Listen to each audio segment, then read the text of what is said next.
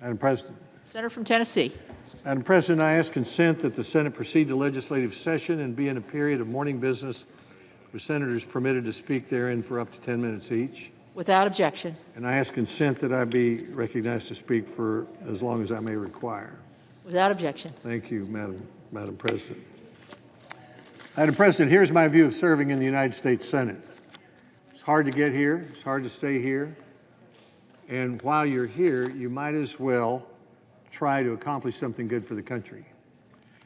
Accomplishing something good for the United States Senate, in the United States Senate, means working with a superior staff.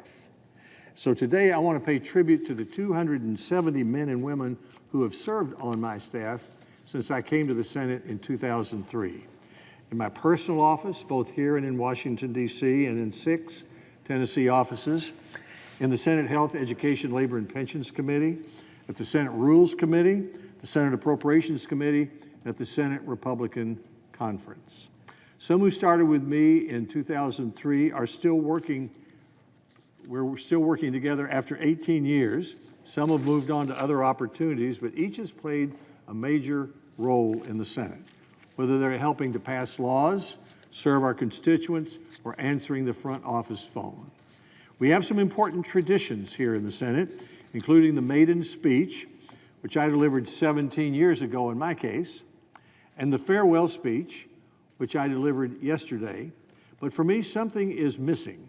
Usually staff is acknowledged in the farewell address, which either makes the address way too long or it leaves too little time to properly acknowledge their contributions.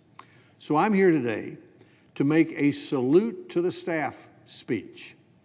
And I know my colleagues agree that their own accomplishments are the result of working with superior staffs. So perhaps, if I may not be presumptuous, a salute to the staff speech might become an additional Senate tradition. When I say superior staff, here's what I mean.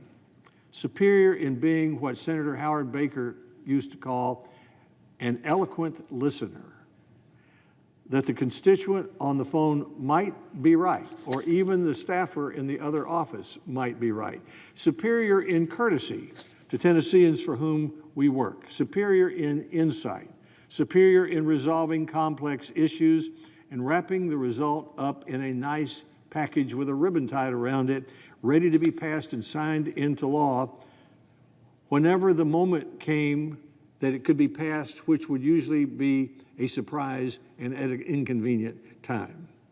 And superior in writing and speaking plain English in order to persuade at least half the people we're right. And superior in working well together, something you're supposed to learn in kindergarten, so that we have a good time while we're working. Unlike almost every other Senate office, at the suggestion of my Chief of Staff, David Cleary, we created a single team composed of personal office staff here and in Washington, D.C., and the committee staff, with David in charge of all of that.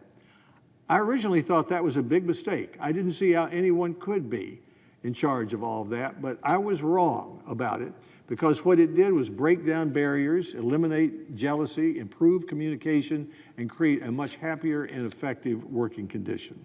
The results have been exceptional. For 18 years, I've gotten up every morning thinking I might be able to do something good to help our country, and I've gone to bed most nights thinking that I have. That couldn't have happened without the privilege of working with an exceptional staff. Now, the truth of the matter is, we all know this, that there's just no physical way for any United States senator to see every single one of our constituents every time we want to see them or talk to them on the phone, although we all make our best efforts to do that. And you learn pretty quickly that constituents expect and deserve to be treated not just with courtesy, but promptly. For example, Senator Estes Kefauver held this seat that I now hold when I was a high school student. One day, Maud from Madisonville, his hometown, called Senator Kefauver's office and said, "I want to speak to Estes." The staffer said, "I'm sorry, but Senator Kefauver is tied up on the floor."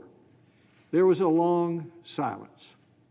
And Maud said, "Well, go down and untie the son of a gun and get him up off the floor and tell him Maude is on the phone and wants to speak with him. So our constituents expect to talk with us when they want to. My first visit to the Senate was I was a junior in high school. It was part of the American Legion Boys Nation program. And I was invited to visit Senator Kefauver. I was 17 years old. I was reluctant to do that because I was sure he had many more important people to see than a 17-year-old boy from Maryville, Tennessee. I was even more sure of that when I arrived at his office because his office was just filled with people who looked important and looked like they'd come from all over the world to see him. But his assistant came out and swished me in through all the important people, doing her best to make me feel comfortable. Kefauver had a reputation for being accessible, and it was because his staff made it appear that he always was. I remind my staff that there are many of the people who want to see us suspect that we feel we are too important to see them, and we should do everything we can to help them understand that we know that they're the important ones. Staff and I have done our best to try to do that. With all of the senators with whom I've served from Tennessee, we have what we call Tennessee Tuesday, breakfast where any Tennessean can come and visit with both senators, have a little breakfast, and have a photograph made. In 18 years, some 270 people have worked on my Senate staff, as I mentioned, in Jackson, Nashville, Tri-Cities, Knoxville, Memphis, Chattanooga, or in Washington, D.C., or the personal staff, or the health, education, labor, and pension staff, or the Rules Committee, or the Appropriations Committee, or at the Senate Republican Conference. It's a lot of places to have a lot of staff. 153 women, 117 men. Our staff has also benefited from the work of 433 interns. Now, these interns usually stay with us 1 to 3 months, and they have some real work experiences while they're here, and they're pretty good. In fact, 30 staff members, that's 11% of our staff, began their work in our office as interns. Our staff has experienced some great personal joys. We've celebrated the birth or adoption of 30 babies over those 18 years. Just as I met my wife, Honey, while we were both working in the Senate, some of our staffers met their spouses while working on my staff, including Mackenzie Burt and Paul McKernan, Will Patterson, Catherine Knight, Virginia Hepner, Bobby McMillan, Laura Loeffler, and John Herzog, Will Campbell, Victoria Souza, Patrick Janes, and Jill Salyers. They're all married now. We also have experienced some profound sorrows. Some have lost parents, nursed seriously injured children, been through their own health emergencies. And then in November 2007, Trey Loeffler, a very special staffer and friend, was involved in a serious car accident and died as a result of his injuries. Many staff members have stayed. We've worked together for a long time. Some have been a part of our team, meaning we've worked together since I became a senator. Patrick Janes, State Director. Lindsay Seidman, Deputy Staff Director on the Help Committee. Jane Chedister, Field Representative in Knoxville. Kay Durham, Constituent Services Representative in Nashville.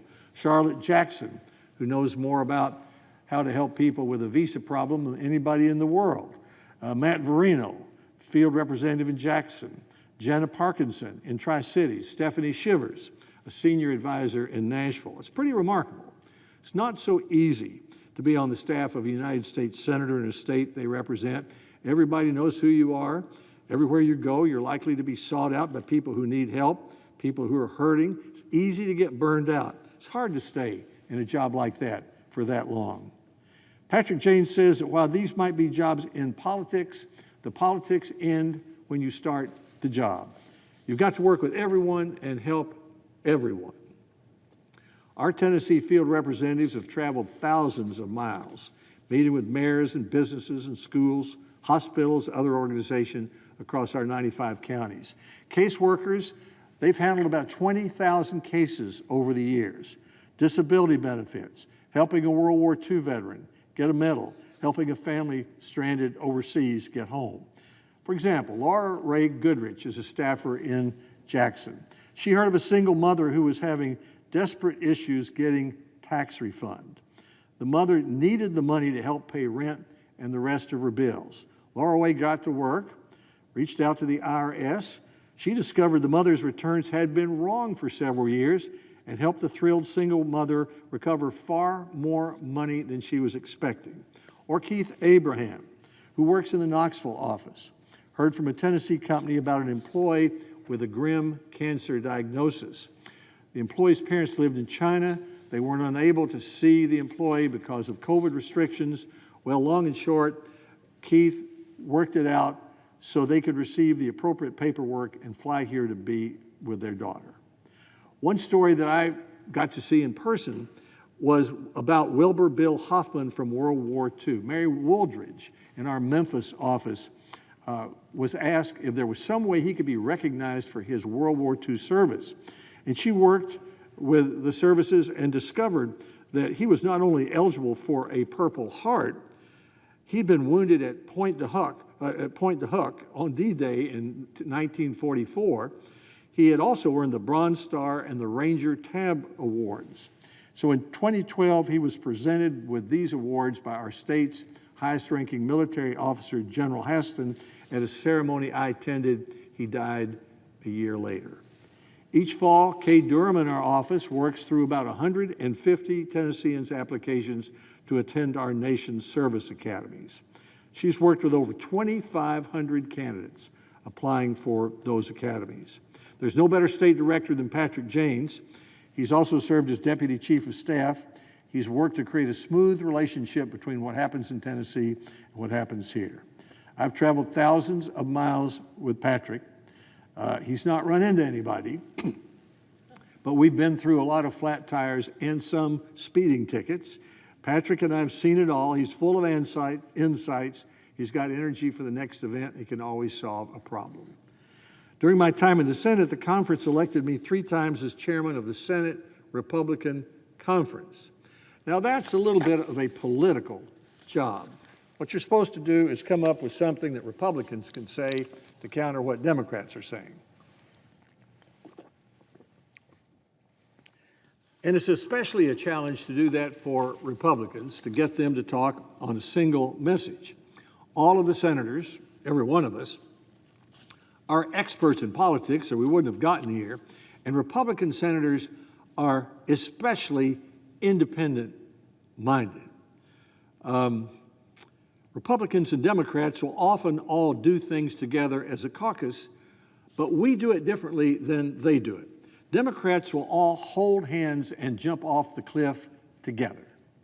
Republicans will also all jump off the cliff at the same time, but one will do a somersault, one will do a backflip, one will do a dive, and so forth. The goal was to come up in the caucus with a catchy phrase. For example, on energy, find more, use less. Or about Obamacare, step by step instead of conservative. To persuade senators to say the same thing, staff would record clips of them saying what I thought they should say, and then we'd show that back to them at lunch. I found that senators paid a lot more attention to watching themselves say things than they did to watching me suggest to them what to say. Now, it wasn't me doing all that, it was the staff doing it. They came up with the catchy phrases, many of them. They made sure we were communicated them at the conference. While I was on the Rules Committee, I had a chance. I worked with Senator Schumer on that. We were ranking. A little bit like this year, we didn't know who would be the new president. So I had an opportunity to speak at President Obama's inauguration. I talked about the peaceful transfer or the reaffirmation of power as a conspicuous symbol of our democracy.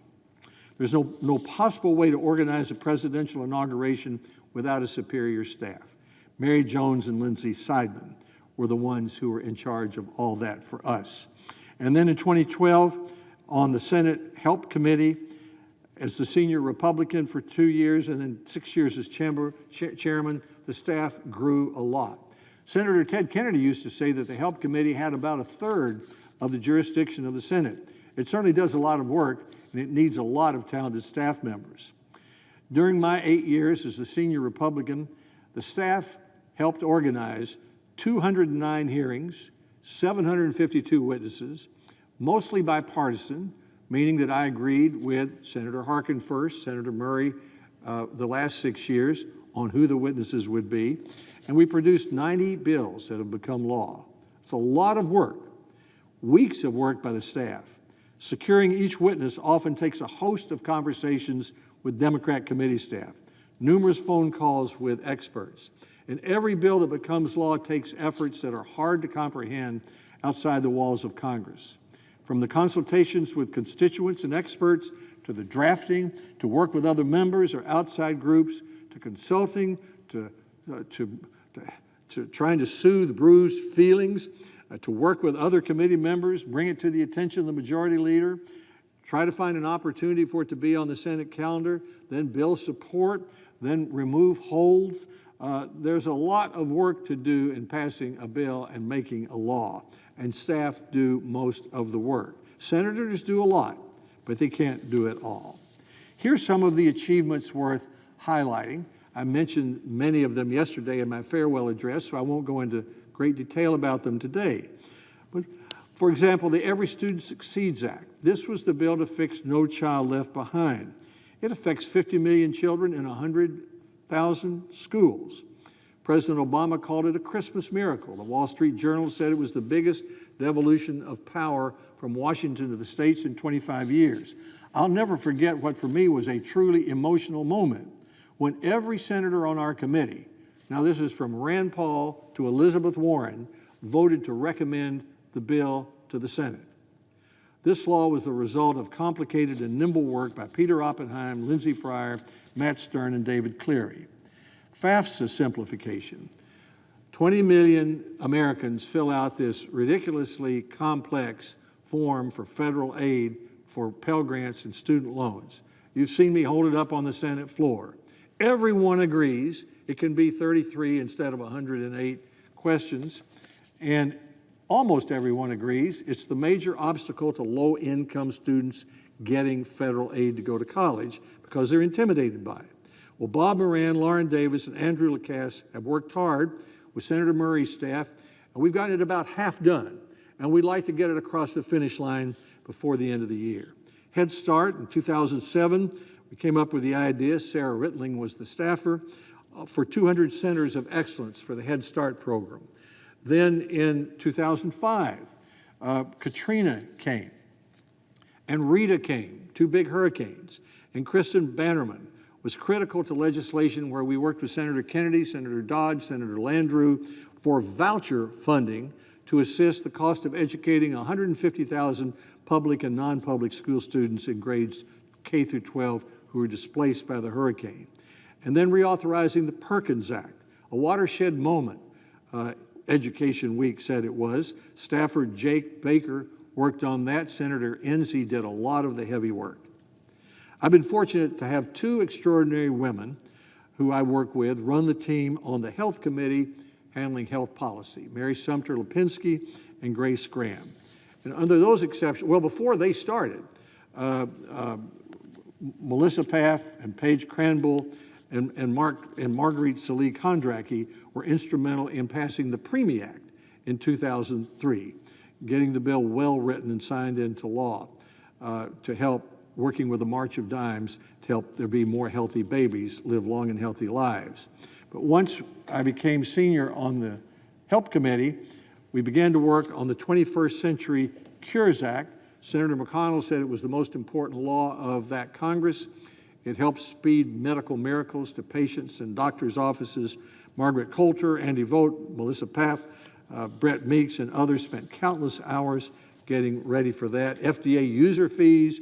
Grace Graham's ability as a traffic cop, working with Senator Murray's staff and with the House committees, had a really fairly seamless effort to take these complicated pieces of law to collect user fees from drug and device makers and include significant new provisions to speed those drugs and devices into doctors' offices. The most popular bill that never became law was called Alexander Murray. I even bought a case of scotch called Alexander Murray to give out to everybody when it was passed, but it never was passed. The result of the immense efforts, the whole goal was to reduce the cost of health care premiums in the individual insurance market. President Trump worked well with us on that. Virginia McMillan and Liz Rowe did countless hours of work, but we couldn't quite get it across the finish line. Then this year there was the Shark Tank. Senator Blunt, with Senator Shelby's support, we worked together with Francis Collins at the National Institutes of Health to create an initiative, $2.5 billion, to produce 50 million more COVID diagnostic tests a month than current technologies would do. Grace Graham, Melissa Paff, Laura Friedel, on Senator Blunt's staff, worked on that. During all this, Grace Graham was in her third trimester, not all of it, but during the latter part of this was in her third trimester. She was working on designs, being the traffic cop between here and the House, and today she and her husband Stash have their first child, Penn. She's back at work, and the country's better off for everything that she's contributed. Our committee leadership positions are often considered the plum positions, but you can do a whole lot with a talented personal staff. Ours have put in long hours and met expectations. For example, on the Great American Outdoors Act, Anna Newton and Lindsay Garcia did yeoman work. This is a bill good people had literally been trying to pass since the Eisenhower years. It's the most important piece of outdoor legislation in that period of time. And then the Music Modernization Act, we worked with Senator Hatch and his staff. We eventually got 85 co-sponsors, but this one nearly ran off the road several times. Lindsay Garcia and Paul McKernan made sure it became law. The America Competes Act, that was back in my early years as a senator when I was very junior, so I got the Republican leader and the Democratic leader to co-sponsor it, and it passed with, I think, more than 60 co-sponsors to improve our competitive position in the world. Matt Sonneson and David Cleary were the key staffers on that. They're not just working with staff people around here. For example, in the American Competes Act, the bill wouldn't have passed if it hadn't been for 800 outdoor recreation and environmental groups outside of Congress who supported the bill and encouraged senators to get off planes and come back in here and cast crucial votes. We're grateful for that. Matt Sonneson worked with the Iraq Study Group, recommendations that we made during the George W. Bush years. Aaron Reef and Lucas DePieve have been experts on foreign affairs and appropriations. While I was chairman of the Energy and Water Appropriations, we've had 5 straight years in a row, hopefully we'll have 6, on funding the Office of Science, which supports our 17 national laboratories. We also stepped up funding for all the inland waterways like Chickamauga and for supercomputing to keep us first in the world. Tom Craig, Tyler Owens, Meyer Seligman, Jen Armstrong, Adam DeMella all played key roles in that. I met with my energy working group, I called it, every week. I found the intersection of energy and environment really the most fascinating new subject for me during my time as a senator. And we did a lot of work on that, both in the Appropriations Committee and with other senators. Meeting with that energy policy staff helped get the America Competes Act passed, stop the road to nowhere in the Smokies, push back on the efforts to promote big wind on our mountain ridges, and resulted in record funding for energy and water development. Sharon Segner, Jessica Holliday, Conrad Shada, and Lindsay Garcia all led those teams. We spent a lot of time working with staff to get the policy right and trying to get the message right. You have to be able to persuade at least half the people you're right in this business. Words matter. We spent a lot of time on headlines so that we convey what we're trying to do. And the individuals who led our communications unit included Alexia Poe, Harvey Valentine, Lee Pitts, Jim Jeffries, Brian Reisinger, Margaret Atkinson, Liz Wogemuth, Ashton Davies, and Taylor Halsey. You can't run an effective office without a good office manager. We've had the best: Trina Trier, Debbie Paul, Misty Marshall, who came to us from the White House where she was Director of Correspondence for Laura Bush. One of the toughest, most important jobs in the Senate office, people outside the Senate don't really appreciate this as much, is the job of scheduler. It requires constant changes, great discretion, enormous promptness and attention to detail. Every day is a mismatch of meetings and calls. There's no schedule really in the United States Senate. You just kind of keep up with what's going on and you put it down on a piece of paper. And suddenly everything can get wiped out by an emergency call. Bonnie Sansonetti, Sarah Fairchild, and Allison York have been the very best. The legislative director conducts the office orchestra. I've been very fortunate that Allison Martin was our conductor. She used to work for Bill Frist and Fred Thompson. She's a West Tennessean, but the whole state is what she cares about, as well as the country. If you'd be looking for somebody with her skill and talent, you'd be looking for a very long time. David Cleary, Rich Hertling, Matt Sonneson, David Morgenstern were also legislative directors. One thing I know is I wouldn't be very good as a chief of staff. So I needed a very good chief of staff to do some things that I don't do as well. My first one was Tom Ingram, who I've known since 1966 when he was a Tennessean reporter, and I was working for Howard Baker in his second campaign. We've been friends ever since. He was my campaign manager and chief of staff as governor. He did the same here. He's really responsible for much of my success in politics. David Morgenstern joined the staff as legislative director in 2005, became chief of staff in 2009. Matt Sonneson came with me from the Harvard Kennedy School of Government. He was initially a senior policy advisor, one of the few Republican students in the Harvard Kennedy School of Government, so he was well trained in defending his views. Ryan Loskern served as chief of staff starting in 2007 and then in my personal office, and David Cleary has been the chief for the past 7 years. You can see him somewhere in an outrageous red and black suit on the Senate floor. David and I have worked together for almost 15 years. First, he served as staff director for the Help Subcommittee on Children and Families. He used to work for John Boehner in the House. 2014, after becoming the ranking member of the Help Committee, David suggested, as I said earlier, that he be both chief of staff and staff director of the committee. And I recounted how at first I thought that was a bad idea, but it was one of the best ideas ever suggested to me because it made our staff so much more effective and worked so much better. It was the key to our success, really. And I do not know of a more effective chief of staff in the Senate than David Cleary. He led our efforts to fix No Child Left Behind, 21st Century Cures, reauthorizing Perkins, FDA user fees. I appreciate how much time his wife, Marcy, and their daughter, Maria, have given to our team. To close, I'd like to thank all 270 staff members who've given time and energy to our office. One of those, Raynard Graham, has been my administrative right hand for many years. His bigger job is that he's a minister on the weekends. There isn't time to recognize the accomplishments of each one by name, but there are many, and I'm grateful to every single individual. It's been a tremendous gift to work with a skilled and dedicated staff. Each person who's served in this office should be proud of what we've accomplished. I've been so fortunate to be on the same team with each of you for the last 18 years.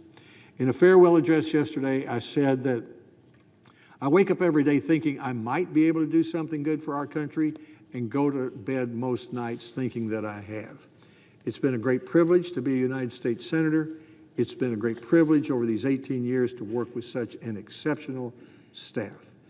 Madam President, I ask consent that a list of the names of my staff be printed in the record, and I yield the floor. Without objection.